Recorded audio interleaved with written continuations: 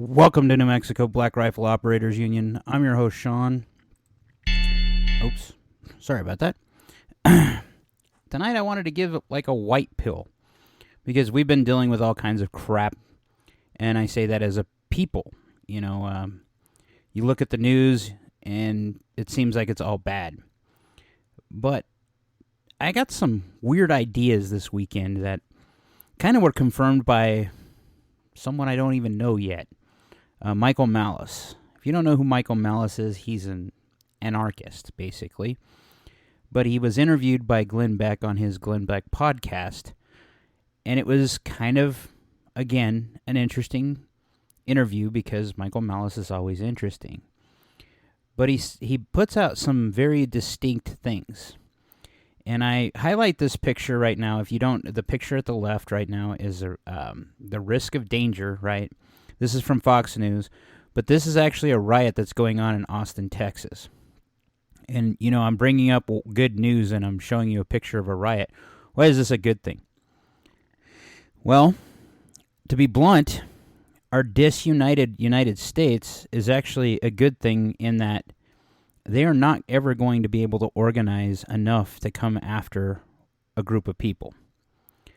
If anything, after seeing the riots that have been going on and the stuff that's been going on through COVID, you can see that the federal government is inept, and there's no way that they would be able to organize without someone knowing. That's the best way to put it.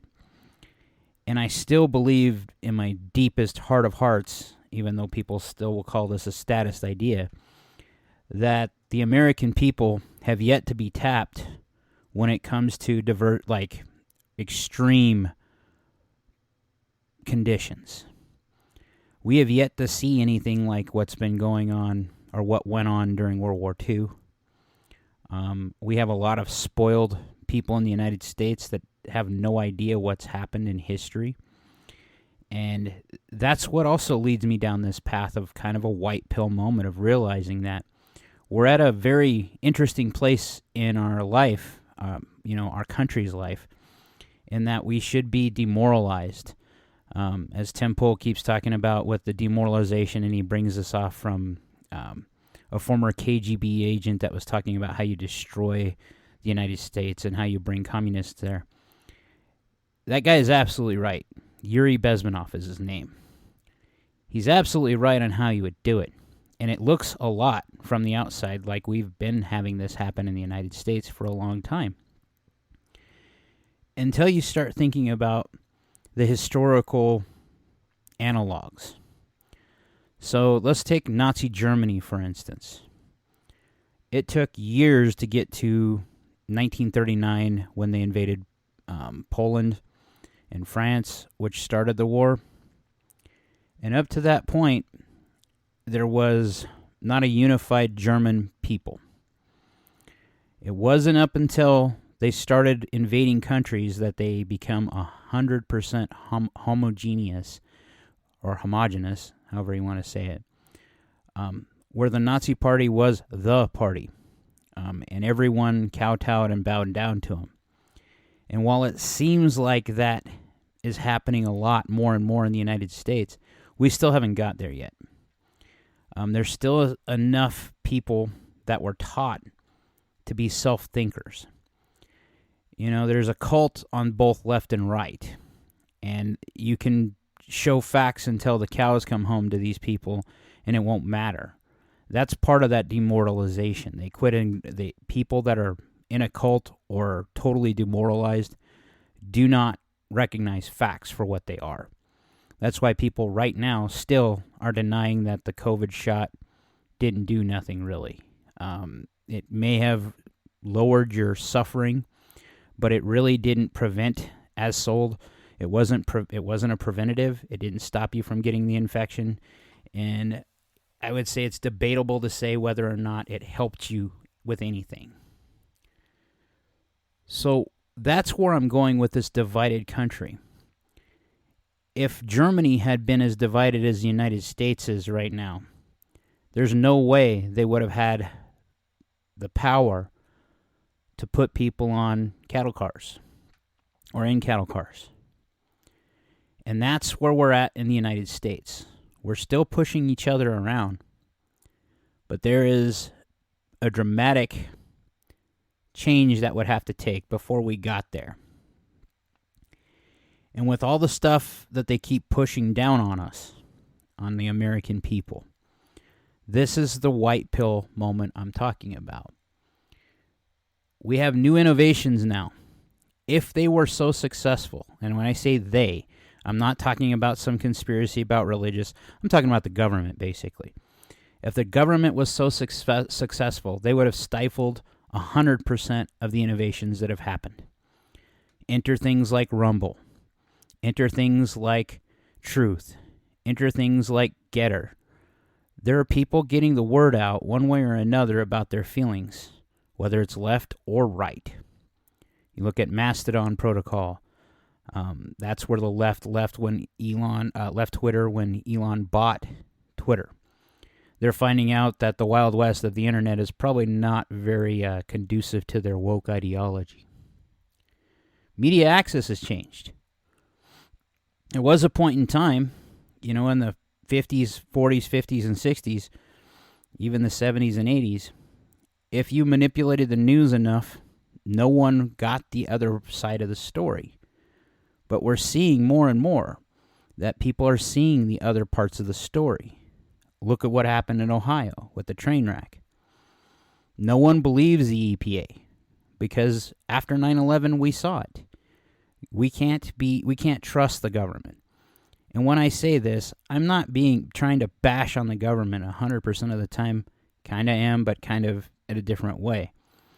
Think about it. After 9/11, when all the planes crashed and all the buildings fell, when they're demoing all that stuff to bring back the city to its pristine state that it was and clean up the mess that horrible terrorists did perpetrate on us, they made one mistake with this. We changed. You couldn't suppress the story now. And the EPA said that the air was clean, remember? That's where I was going with that. Fast forward, 5-10 years later, we find out that people that worked at Ground Zero got cancer from the crap in the air. No one's believing this EPA bullcrap in Palestine, Ohio right now, in East Palestine. So the government's losing its power. It's losing its narrative. That's where it gets dangerous. But the lies are more apparent everywhere. There's more alternative media everywhere. There's more people like me complaining on the internet saying, hey, this is something we need to look at. We need to celebrate our victories when we can. And tonight, in New Mexico, this is a small victory, but House Bill 101 was not heard again at all. And they keep delaying it because they need to change the language, is what they say. This is a good sign also. It means that the more time they take, they only have 60 days for the session. And if they have other priorities, which they do, like funding infrastructure, like figuring out tax stuff, like deciding which cheeseburger is the New Mexico's favorite cheeseburger. That's the type of shit that our government does. That's what pisses me off about New Mexico. But we're seeing the cracks in the state across the spectrum. You can't look at AOC and Scott Fetterman or John Fetterman or whatever the hell his name is and think that we're going to lose, our side's going to lose, the people with sanity. Because look who we're against. Kamala Harris was talking about electric buses and how cool it was to plug in her phone and they had USB plugs. That has nothing to do with the actual facts of what it takes to bring electric vehicles to the market. In northwest New Mexico, can an electric vehicle go from, downtown Aztec to the state line and back multiple times without having to have multiple charges? Not to mention all the stop and go traffic as they drop off kids? I don't think so. Neither did our director at the time. Neither did anybody with sanity. This is where the cracks in the system are lying. And they're breaking, and we're seeing it. all the crap that's happening in schools that I bashed on forever. There's a point that if there wasn't people like me in the school district still to this day, that we would never hear about it. You know, you get in a peer group for a long time, and it wears off on you. That's why I think my statist parts of me lived on so long. So take time to make your thoughts known. Get out. Back it up with action. It's one thing to say, I stand for this, but when the time comes, do you really? Is something holding you back from keeping your joy? You don't get a rebate on that time. Time is the most valuable asset we have. After losing my dad and my mom in the last 2 years, I can tell you, without a doubt, you never get that time back. And the last thing I wanted to cover, very, very last thing, because I thought it was funny. Well, there's two things. One is this snapshot of a wanted person in the upper right-hand corner, and she's wanted for possession of a machine gun, possession of a firearm silencer, possession of a controlled substance with the intent to distribute. There's a lot of people that were saying they should be simping for this. I'm not simping for her because she is pretty, but I think it's remarkable how many people I have seen pop up and say, what did she do wrong? Because there's a title change in our culture where we're starting to understand that the state is only relevant as long as we allow them to be. And we are together stronger than the state will ever be. But that does not mean we have to be 100% united to win. Historically, if you look at humanity, we've gone through tons of crap like this before, and we always survive. And the United States is no different. We will adapt, we will change, we overcome. The other thing I wanted to do, which I think is hilarious. Let me read this for you. I shared this on New Mexico Black Rifle Operators Union's Facebook page. ChatGPT, which sounds, like a geek toy for a lot of people. And it is really a toy for a lot of people.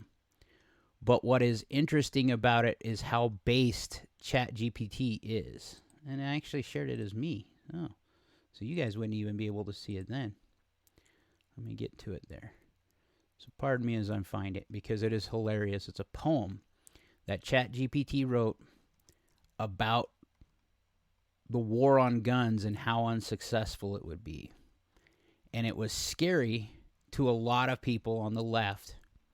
But to people like me, I can't find it because Facebook has blocked it. That doesn't surprise me, and I don't really care when it comes to what they block and what they don't. People in the know will find a way to find the information that we've all talked about. This poem that I was going to read to you is very succinct in what would happen during a supposed next step civil war. The government has no clue what's going on, and even a computer AI can figure that out. It knows that those people have to sleep that would come and get our guns. Those people have to live their life, and we will find them. And this is not a threat. This is not a veiled threat at all. This isn't a promise, to be honest. We elected you to guard and safeguard the United States. With that comes some responsibility from you and I. And there will come a time where you will have to decide, who do you serve, the American people, or are you going to just follow orders? Like, share, subscribe, rumble, and most importantly, be great.